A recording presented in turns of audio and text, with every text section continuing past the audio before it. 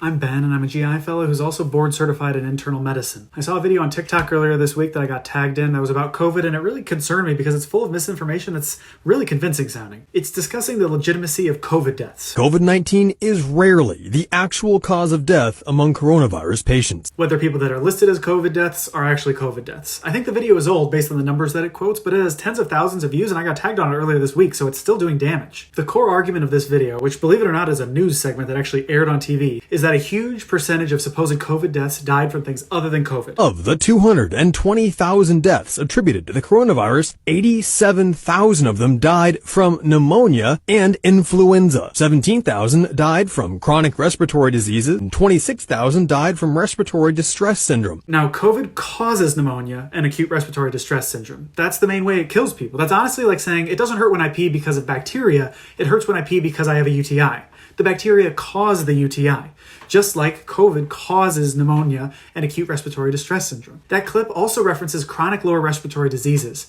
I think an important point to make here is how cause of death forms are filled out in the first place. This is an example of a form. It's common to list 3 or 4 things on here because often multiple conditions contribute to death. I can't speak to whether these stats in the news segment are referring to the primary cause of death, but they probably aren't, because if you add up the numbers that they're quoting from all the people who died from all the things, it's more than the number of COVID deaths that they quote in the beginning of the clip. So for example, if I have a patient who comes in for bacterial pneumonia, like from staph, for example, but they also have a history of COPD or emphysema, which is a type of chronic lower respiratory disease. If they die, I would say on their cause of death form that they died from bacterial pneumonia and COPD. Same thing with COVID and COPD. 131,000 patients who are being considered COVID-19 deaths already had life-ending diseases, including cancer, dementia, and even end-stage renal failure. This video also talks about people already having cancer or life-threatening conditions or even being on hospice and still being listed as COVID deaths. I've honestly never understood this argument. You die from whatever you die from. It doesn't matter if you were already sick. If you're on hospice due to metastatic cancer and your house burns down with you inside it,